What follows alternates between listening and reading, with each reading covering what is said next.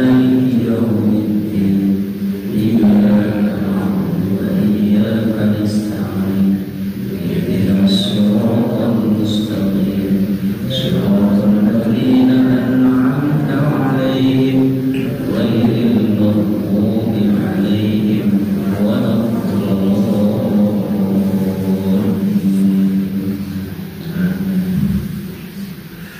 أربعة من كتب توراة موسى بالهدى تنزيلها زبور داود وإنجيل على عيسى وفرقان على خير الملا. Dua syair ini, dua bait syair ini akan menjelaskan tentang empat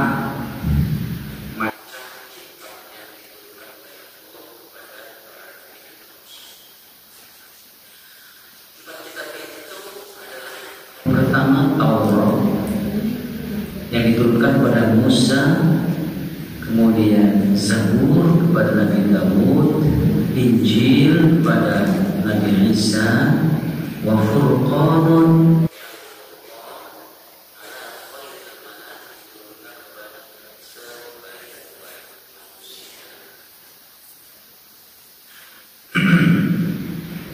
jadi di antara rukun iman yang kesekian adalah mengimani kitab-kitab yang diturunkan oleh Allah. Yajibu ala kulli mukallafin, wajib bagi setiap orang mukallaf. Sekali lagi, orang mukallaf itu adalah orang yang berakal, telah dewasa, balik.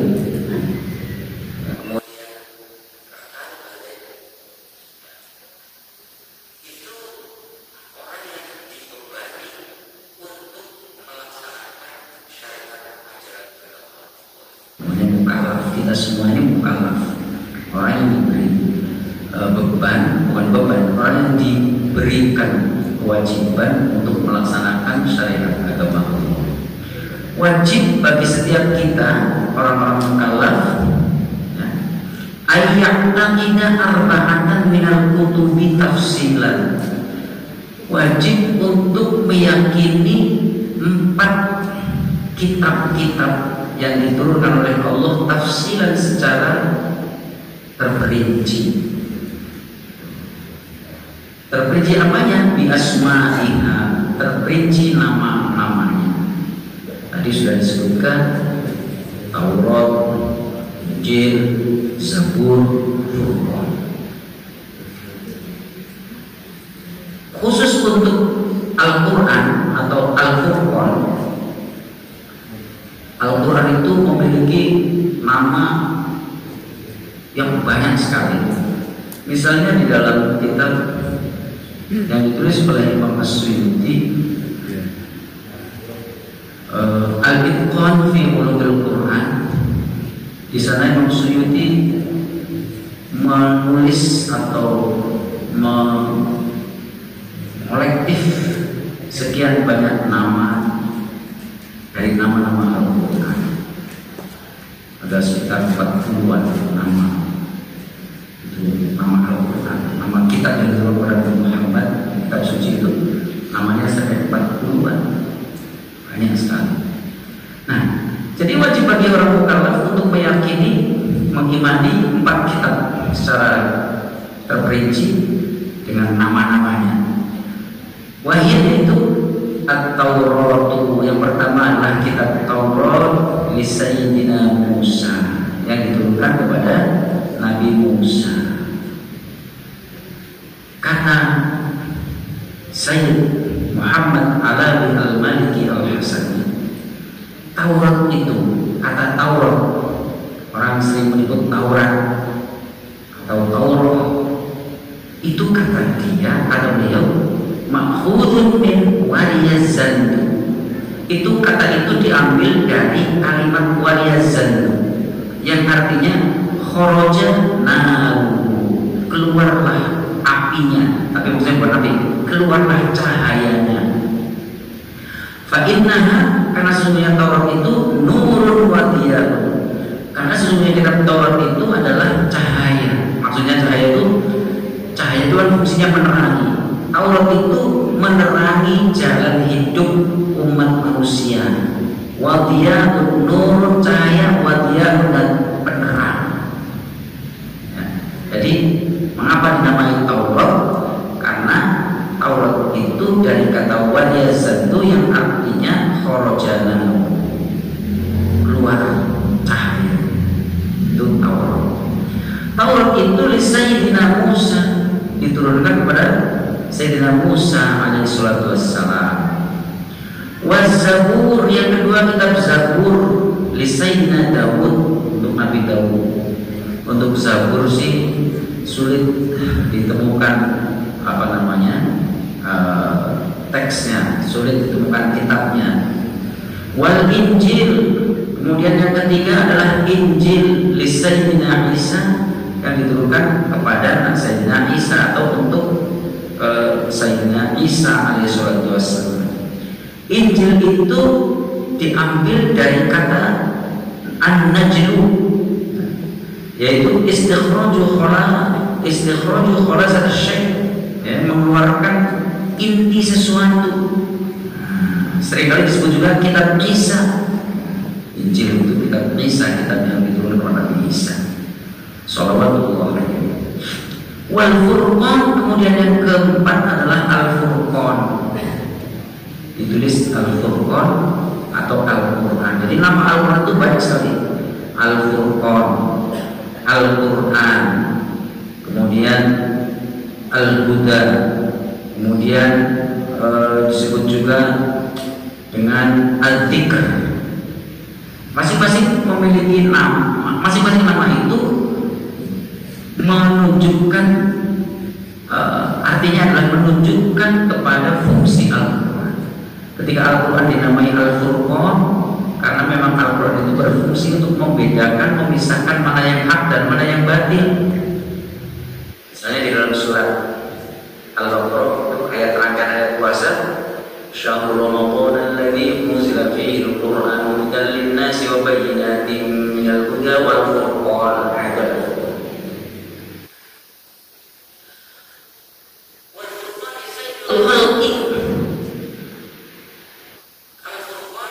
Al-Quran itu diturunkan kepada Sayyidina As-Sayyidul Khalqi. Sayyidul Khalqi itu penghulunya makhluk, yaitu Sayyidina Muhammadin sallallahu wasallamu alaihi ajma'in. Semoga selamat, rahmat dan salam nantiasa tercurah kepada baginda Rasulullah dan seluruh keluarga. Wa amma baqiyatul kutubi, adapun itu ternyata tidak hanya 4, tidak hanya Taurat, Zabur, Injil, Furqan, masih ada lagi. Misalnya ada suhuf, lembaran-lembaran yang turun kepada Nabi Ibrahim.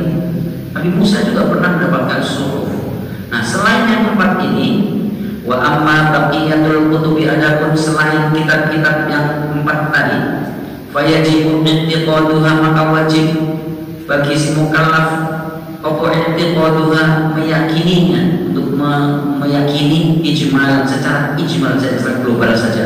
Oh, suhuf Nabi Ibrahim, suhuf Musa misalnya, yaitu bi ayyaqida, bahwa yaitu dengan cara meyakini Allah Ta'ala, bahwasanya Allah Ta'ala anzala kitab, anzala kutuban minas sama'i alal ijmal, telah menurunkan kitab dari langit secara global.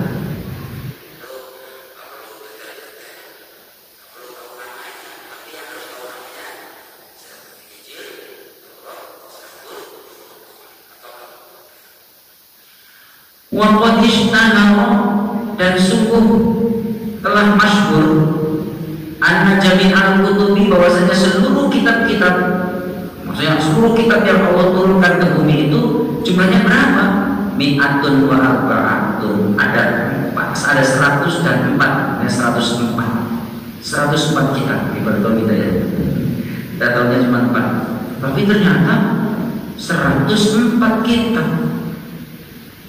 Wa qila innaha mi'atun wa arba'ata asyar, 100 dan 14, berarti 114 kita. Ada yang mengatakan 104, ada yang mengatakan 114.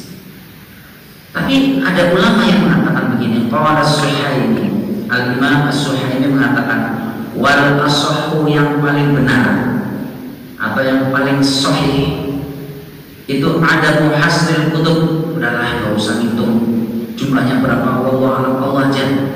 Ada muhasril kutubi fi iddatin fi adadin muayyanin. Udahlah, nggak usah apa namanya membatasi 104 lah, 114 lah, nggak usah dibatasi, biarin aja, yang tahu Allah. Fala yuqalu, maka tidak usah mengatakan innaha mi'atun, oh al-kutub itu ada 100, arba'ah dan 104 fakot, ada 104 saja, nggak usah lebih bagus. Li'annaka idza fattashta, karena sesungguhnya apabila engkau, kata Imam Suhaimi, engkau meneliti riwayat tajidha, maka niscaya engkau akan mendapatkan atau menemukan bahwa jumlah kitab-kitab yang diturunkan oleh Allah ke bumi itu tablu arba'atan, mencapai 4 wa thamanina, kemudian 80 wa mi'atin, dan 184.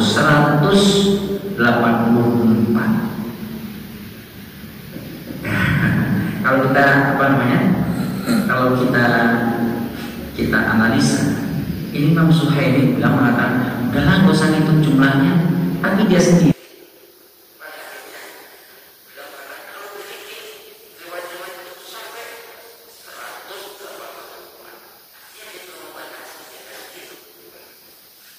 penting.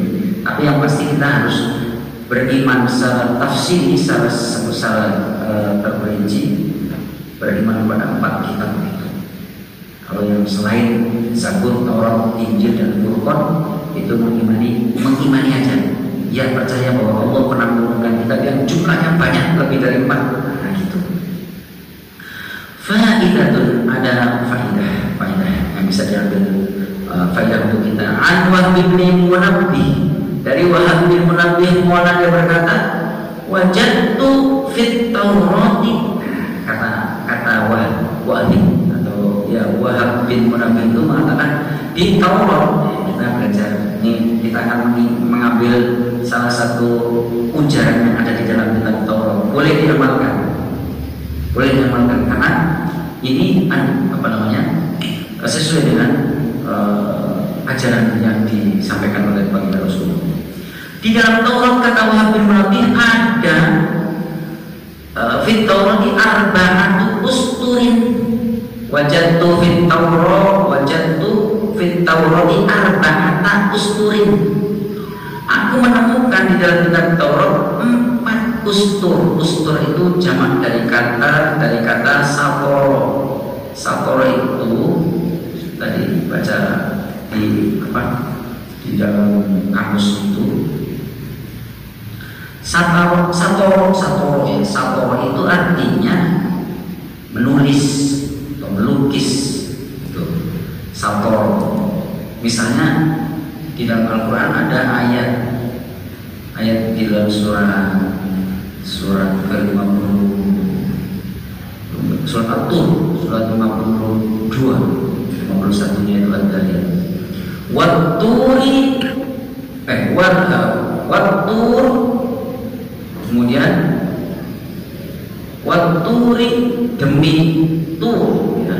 Tur itu gunungnya. Wal qalami wa ma yasturun. Wat-Turi, Wat-Tur, wal qalami wa ma yasturun, dan demi kalam itu apa? Pena. Wa ma yasturun, dan apa yang ditulis, apa yang digoreskan. Jadi maksudnya gini, kata Wahab bin Munabbih, aku menemukan di dalam Taurat, di dalam kitab Taurat ada 4 goresan yang ditulis secara berurutan, dan itu amat penting untuk diambil pelajaran dari situ. Ahaduha, yang pertama, ini kata Wahab, yang pertama di Di dalam Taurat itu terus begini, man qara'a kitab Allah, siapa yang membaca kitab Allah. Kitab Allah apa? Ya, boleh Al-Quran, boleh Zabur, boleh Injil, boleh Taurat. Tapi pertanyaannya, ada nggak sih Taurat yang masih asli? Nanti sini ada. Ada nggak sih Injil yang masih asli? Ada nggak Zabur yang masih asli? Kalau masih ada, termasuk dalam kategori ini. Man qara'a kitab Allah, siapa yang membaca kitab Allah Ta'ala, fadhanna, kemudian dia menduga alla yaghfirullahu lahu, menduga Allah tidak akan mengampuni orang yang baca kitab Allah, fa huwa minal mustahzi'ina bi ayatillah, maka dia termasuk orang-orang yang telah melecehkan ayat-ayat Allah.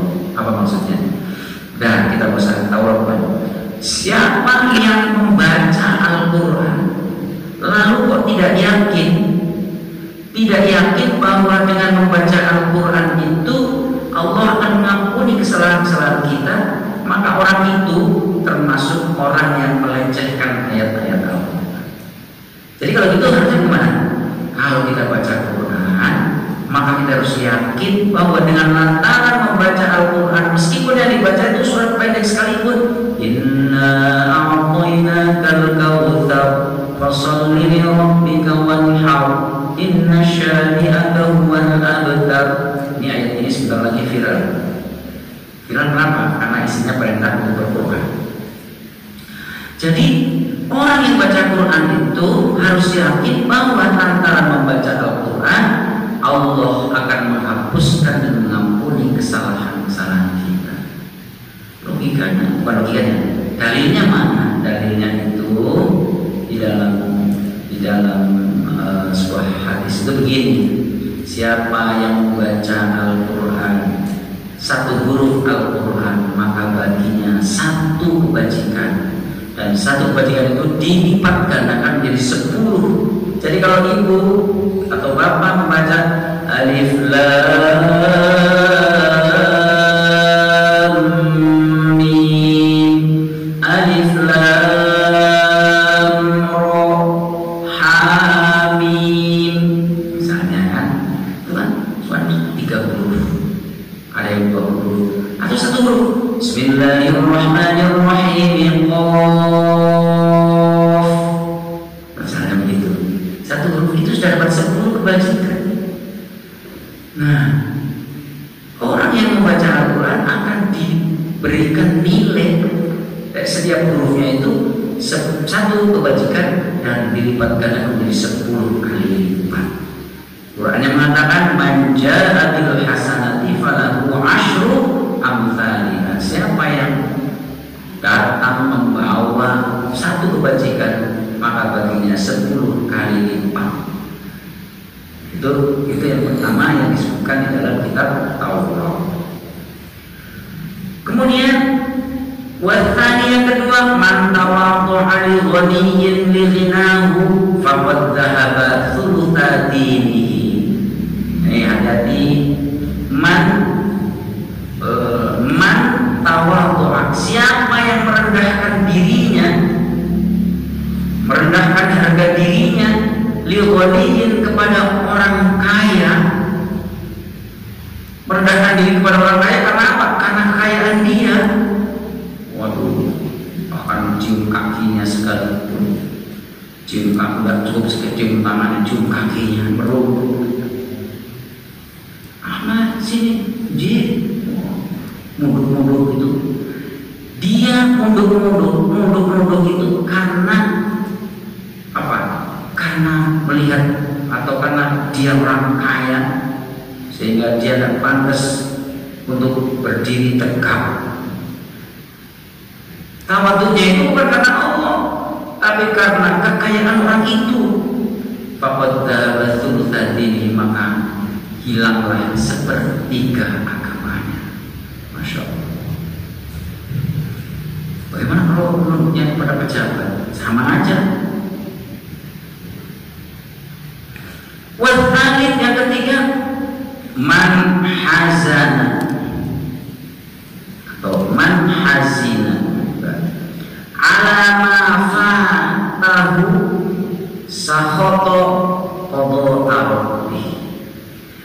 ini kan di dalam Taurat tertulis ungkapan man hazana, siapa yang sedih, siapa yang susah, ala ma fatahu, terhadap apa yang luput itu tidak kepegang oleh kita. Misalnya ini orang dagang, hari ini sebenarnya ada itu orderan dari dia, tapi tidak jadi. Dia menyesal dan dia marah terhadap apa yang dia tidak peroleh, apa yang luput dari dirinya. Harus sekali dapat untung sekian, marah dia. Man hazana ala ma fatahu sakhata qada rabbi, siapa yang sedih terhadap apa yang luput darinya, maka itu artinya dia marah, murka terhadap ketentuan Tuhan. Makanya apa yang tidak kita dapatkan, berharaplah mungkin besok. Sayyidina Ali pernah mengatakan, ini ada di dalam keterangan atau di dalam syarah kitab Hikam yang ditulis oleh Gusmus. Itu di sana Gusmus mengutip ungkapannya Sayyidina Ali, ma fatakal yauma minar rizqi yurja, apa yang hari ini kita tidak peroleh dari rizki, maka masih bisa diharapkan besok. Hari ini nggak dapat, oke, besok. Tapi apa yang kita tidak peroleh hari ini dari kebaikan yang kita lakukan hari ini, maka hari ini tidak akan pernah kembali lagi mengulang. Jadi rugi sekali kalau hari ini kita tidak melakukan satu kebajikan pun, ya. Rugi karena hari ini meskipun namanya sama, hari Rabu, sama-sama Rabu, dengan Rabu yang akan datang akan jauh berbeda. Lalu yang keempat, yang keempat, man syaka musibatan fa inna ma yashkur rabbahu. Siapa yang mengeluh terhadap musibah, ujian, ya. Semua orang datang semua, saya pernah ini payah sekali. Itu sama dengan kata dalam Taurat, di dalam Taurat itu sama saja dia mengadukan Tuhan. Kita mengadu kepada siapa? Kepada orang-orang, saya muslim. Itu sama dengan dia sedang mengadukan Tuhan. Tuhan memberikan ujian ini kepada saya. Hanya bisa boleh menjadi musibah itu yang menyusahkan kita. Ada juga musibah yang membahagiakan kita, sebenarnya melalaikan kita. Ada musibah yang melalaikan kita itu. Tiba-tiba rezeki nombok, itu musibah juga kalau kita nggak bisa menyikapi. Wafit Taurati aidon, kata si Wahab bin Munabbih, di dalam kitab Taurat juga ada tertulis atau ujaran-ujaran yang bagus yang bisa kita ambil pelajaran darinya, yaitu apa ujarannya? Ya benar Adam, wahai anak manusia.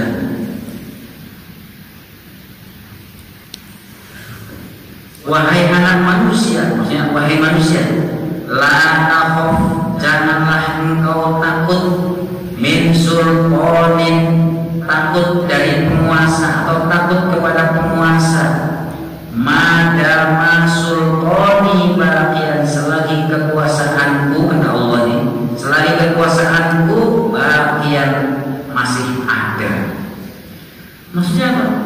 Jangan takut kepada sultan, kepada pemimpin, kepada penguasa yang zalim. Kalau memang salah, sampaikan salah. Kalau memang kita benar, sampaikan bahwa kita benar. Itu. La takhafun sultan. Kata Allah, "Ma'adama sultani baqiyan," selagi kekuasaan aku masih berdiri tegak, masih ada. Dan kata Allah, "Wa sultani baqin la yanfadu abadan." Dan kekuasaanku akan tetap langgeng, tidak akan pernah sirna selamanya.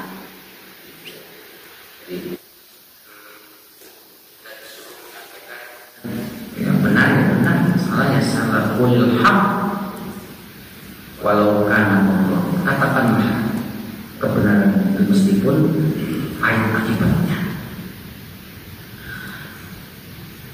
Terus yang kedua, ya benar Adam, wahai manusia, khalaqtuka li'ibadati fala talmaqani.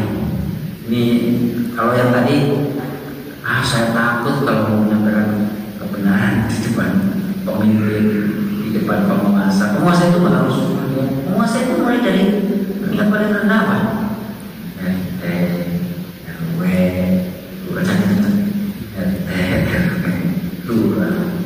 Kalau memang tidak benar, kalau memang lurah perlu diingatkan, ingatkan. Lurah di jalan sudah rusak, kenapa nggak diajukan ke apa namanya? Anggaran pemerintah misalnya. Kalau memang benar ya ajukan. Ini banjir, mana salurannya diperbaiki atau bikin solusinya bagaimana misalnya. Nggak usah takut. Kata Allah, selagi kekuasaanku masih ada dan kekuasaanku tidak akan berhasil. Oke, kalau itu takut, nggak semua orang bisa melakukan itu. Nggak semua orang lidahnya bisa menyampaikan itu. Oke, tapi yang kedua, ya benar Adam, wahai manusia, khalaqtuka, aku telah menciptakan engkau li'ibadati, tujuannya adalah untuk mengabdi kepadaku. Fala tal'ab, maka jangan main-main. Ungkapan yang ada di dalam kitab Taurat ini sama dengan Al-Quran. Ungkapan dalam Al-Quran yaitu di dalam surat Ad-Dariyat. Ad-Dariyat itu surat ke-51, bunyinya, wa ma khalaqtul jinna wal insa illa liya'budun. Dan sekali-kali aku tidak menciptakan jin dan manusia kecuali untuk beribadah kepada Allah. Itu. Wa ma khalaqtul jinna wal insa illa liya'budun. Surat Ad-Dariyat ayat 60, ayat 56. Ayat 55 terakhir. Itu. Jadi kata Allah, manusia, aku ciptakan kamu itu untuk ibadah, maka ibadahnya jangan main-main, serius gitu. Lalu yang ketiga, ya benar Adam, wahai anak manusia, la takhaf, janganlah kamu takut, fawatab rizki, putusnya rezeki. Nggak usah takut, jangan pernah takut, waduh kita nggak dapat rezeki, nggak dapat apa, nggak dapat bagian. Madaman, selagi khoza ini, selagi gudangku mamlukan penuh, wa khoza ini la tanfadu abadan, sedang gudangku Allah tidak akan pernah habis. Artinya apa? Kita tidak boleh khawatir, tidak boleh putus asa, nanti tidak dapat makan, tidak dapat rezeki. Tetapi kita harus yakin. Nah, keyakinan kita itu syaratnya didukung oleh usaha. Kalau usahanya enggak, ya salah. Karena kan kita itu tingkatan kita itu masih tingkatan kasar. Kasar itu usaha. Sudah, kalau tingkatannya sudah lebih tinggi itu, mungkin dunia yang mengejar dia. Kalau kita kan masih kita mengejar itu, mengejar atau menyongsong, menyongsong rezeki. Nah, kalau menyongsong berarti kita harus aktif. Ada orang yang tingkatannya sudah lebih tinggi, itu dunianya yang mengejar dia. Tapi justru dianya nggak mau. Banyak. Namanya Gus Dur jadi presiden, itu di Banten, itu ada Mbah Yai Bahtimiyani, sekarang putranya yang meneruskan. Itu Gus Dur bersama.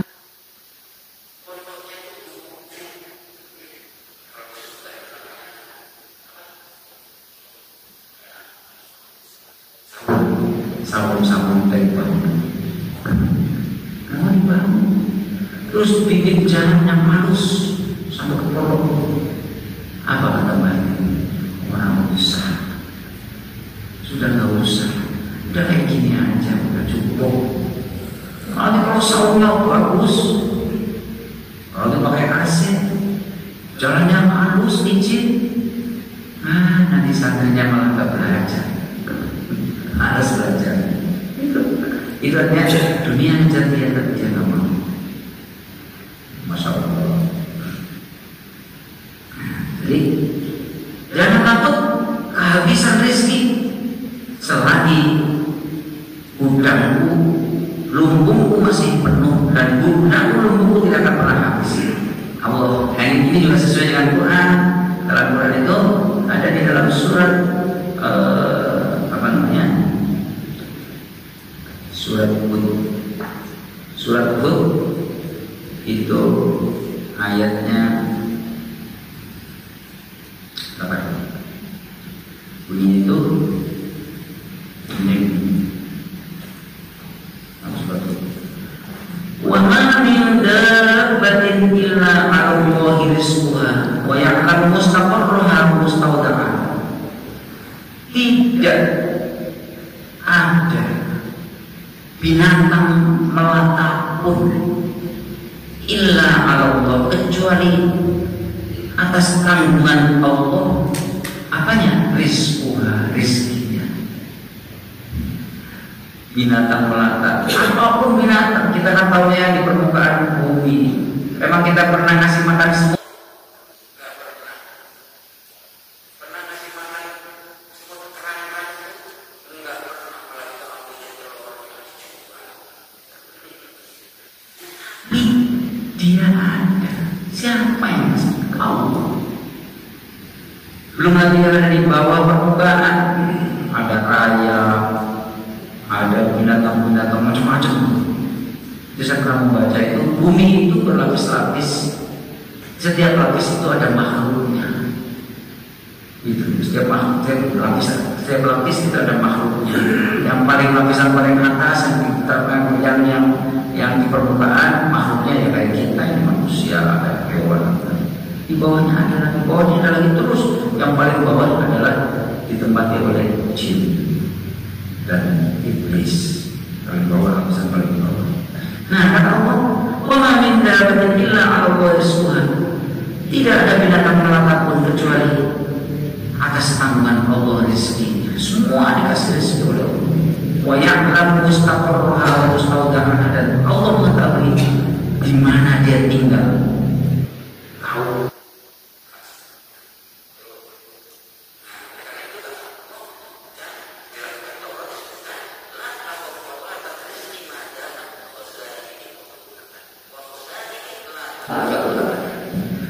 Udahnya Allah nggak pernah selesai.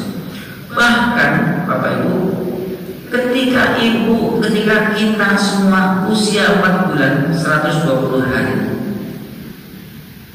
itu Allah kemudian ketika janin usia 40 hari 120 hari atau 4 bulan di dalam rahim ibu, itu Allah perintahkan malaikat. Yang pertama, malaikat itu untuk meniupkan ruh. Setelah meniupkan ruh, malaikat itu perintahkan untuk mencatat 4 hal. Ini ganti-ganti 4 hal. Yang pertama, disuruh mencatat rizkinya, disuruh mencatat ajalnya, usianya, batas usia, batas umurnya, disuruh mencatat sa'yu wa sa'yu, disuruh mencatat kehidupan yang bahagia dan sengsaranya. Itu. Terus yang keempat, disuruh mencatat amal perbuatannya. Dia akan menjadi orang yang amal perbuatan yang baik apa buruk. Orang ketika Nabi Shallallahu Alaihi Wasallam Mi'raj kemudian berjumpa dengan Adam. Dari Nabi Adam itu kalau melihat ke kanan dia tersenyum, kalau melihat ke kiri dia agak namanya asem. Ketika melihat ke kanan katanya, saya melihat anak cucu saya yang baik-baik. Lihat ke kiri melihat anak cucu yang seperti apa namanya, yang lihat kelakuannya buruk. Nah, jadi dicatat itu, ini anak nanti akan jadi, makanya jadi yang itu sempat rezekinya sudah disiapkan oleh Allah, disiapkan rezekinya, kemudian ajalnya, kemudian kebahagiaan dan kesengsaraannya, dan yang keempat amalnya. Hadis itu melanjutkan begini, ada orang yang amal perbuatannya bagus sekali, baik sekali, bahkan antara dirinya dengan surga itu tinggal sejengkal lagi. Itu hadisnya ada di dalam kitab apa yang tinggal sejengkal. Tapi Allah menentukan lain. Tiba-tiba dia berbalik menjadi orang yang tidak taat pada mengingkari Allah Subhanahu wa Ta'ala. Ada lagi orang yang perbuatannya buruk, sejengkal lagi dengan neraka, tapi Allah menentukan lain. Tiba-tiba dia bertaubat dan melakukan kebaikan. Kemarin beberapa waktu yang lalu kan ada orang yang sakit, yang non muslim. Kenapa tiba-tiba di tengah-tengah sakit dia minta dipanggil Ustaz, katanya mau baca syahadat? Allah, itu kayak gitu. Maka gini, kita tidak boleh berprasangka. Kalau ada orang 10 apapun perbuatannya, kita husnuzon saja. Mudah-mudahan barangkali nanti di akhir hayatnya Allah berikan dia kesadaran hidayah sehingga dia lebih baik lagi. Bisa juga. Oke. Kemudian yang berikutnya, ya bani Adam, khalaqtus samawati wal ardo. Aku telah menciptakan langit dan bumi, walam ahyi, dan aku tidak pernah lelah, tidak pernah capek menciptakan langit bumi, nggak capek. Walam ahyi bi khalqihinna, aku tidak pernah capek melakukan itu atau membuat langit dan bumi itu. Ayu ini radhifun wahidun asubuhu ilaika fi kulli hin. Kalau kamu percaya bahwa kamu gak usah ragu, jangan takut, rezeki putus, jangan takut. Wong saya itu membuat langit dan bumi gak pernah capek. Masa saya akan dicapekkan dengan hanya membagikan untukmu setiap hari sepotong roti jasa rezeki? Ini nggak usah tahu. Menciptakan langit dan bumi aja saya nggak tahu, apalagi hanya setiap hari memberi kamu makan, memberi kamu rezeki. Ini rezekinya, ini rezekinya. Ada yang rezekinya memang berbeda, ada yang rezekinya memang sulit. Tapi semua itu ditakar oleh Tuhan. Semua sudah ada ukurannya. Itu. Maka saya ada di, kalau tidak salah itu tidak tanggung jawab itu. Tidak betul. Ada orang sengsara, susah banget. Kemana-mana cari itu susah. Akhirnya dia putus asa, dia mau bunuh diri. Pergilah ke puncak gunung. Begitu melihat ke bawah, mau terjun takut, nggak jadi. Masa golok, bawa golok. Setiap ada orang ketemu, bang, pegang golok. Ngapain? Bunuh saya. Ya nggak ada yang mau. Kemudian akhirnya kan ada yang mau. Pergi lagi cari orang yang mau, ketemu malaikat. Kamu kenapa mau bunuh diri? Malaikat ini jawab pada jadi manusia. Aku ini kok rezekinya seret banget, saya pengen bunuh diri. Ayo coba deh, kasih kaca. Lihat kaca. Dari lubang. Ada lubang, itu lubang apa namanya? Ternyata lubang rezekinya kecil banget, sejarum, selubang jarum. Oh, lubang. Ya sudah, kamu sabar aja. Ini saya kasih kaca, kasih cermin. Kalau kamu kalau ada orang sakit, kamu taruh cermin di atas kepalanya. Kalau kamu lihat, kalau itu akan sembuh, kamu lihat akan ada tulisan sembuh. Kamu kasih obat apa aja, minum ya, nanti sembuh. Jadi gurunya tapi begitu sudah mulai enak hidupnya, dia coba-coba ngacakin kepalanya sendiri. Ternyata sebentar lagi mati aja. Artinya apa? Rezeki itu kalau memang bukan milik kita, dikejar-kejar, ya nggak akan pernah.